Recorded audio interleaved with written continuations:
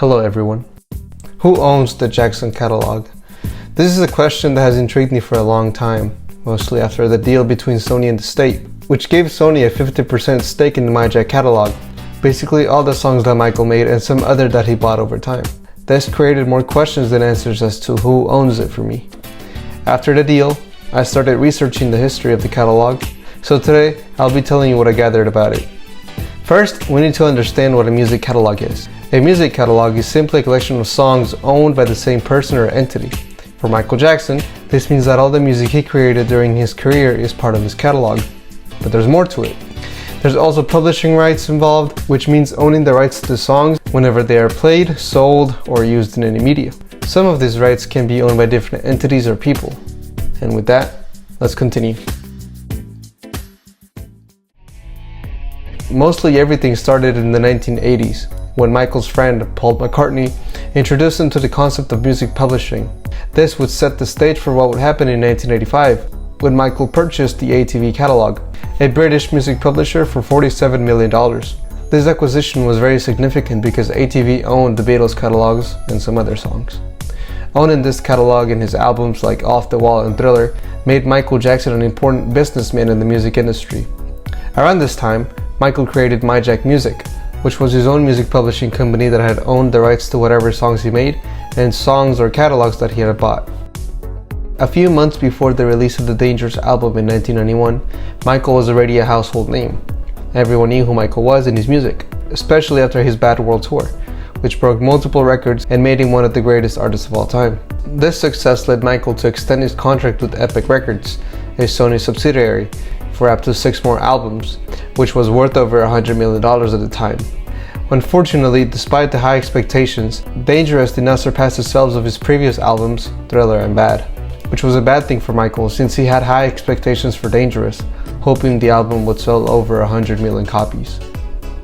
4 years later, in 1995, Michael released a History album, which was a mix of hits from his previous albums and also bringing new music. Even with the high expectations, it still didn't sell more copies than Dangerous. Critics used the mixed success of the album to suggest that Michael's career was starting to decline, and that he wasn't the popular artist he once was, especially after the 1993 allegations. The declining sales and various legal issues led to many to speculate that Michael's financial situation was very unstable. Many see these factors as to why he sold half of his ATV catalog to Sony for about $100 million.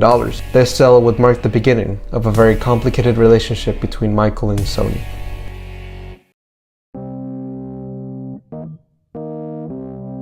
In 1997, after the History tour, Michael had planned to make an EP as a thank you gift for his fans. However, Sony pushed for a remix album to appeal the European market, pressuring Michael under his 6th album contract.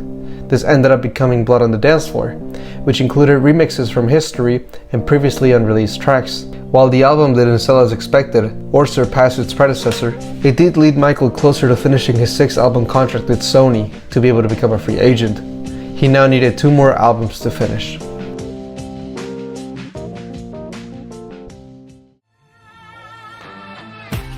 After Blood on the Dance Floor, Michael began working on his most ambitious album yet, Invincible. Sony initially wanted the album to be released in 1999, but due to Michael's request, it was delayed until 2001.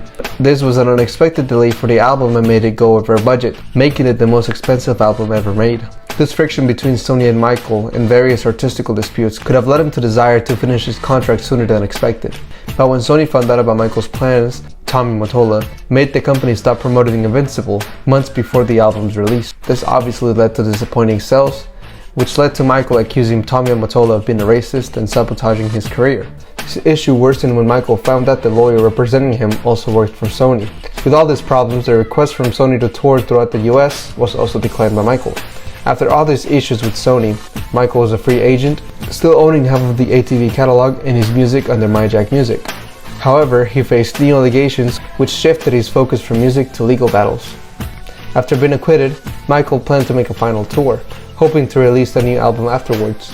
Unfortunately, all those plans came to a halt when he would pass away in 2009. From then on, his estate took over the management of his music in the ATV catalog, more specifically John Branca and John McClain.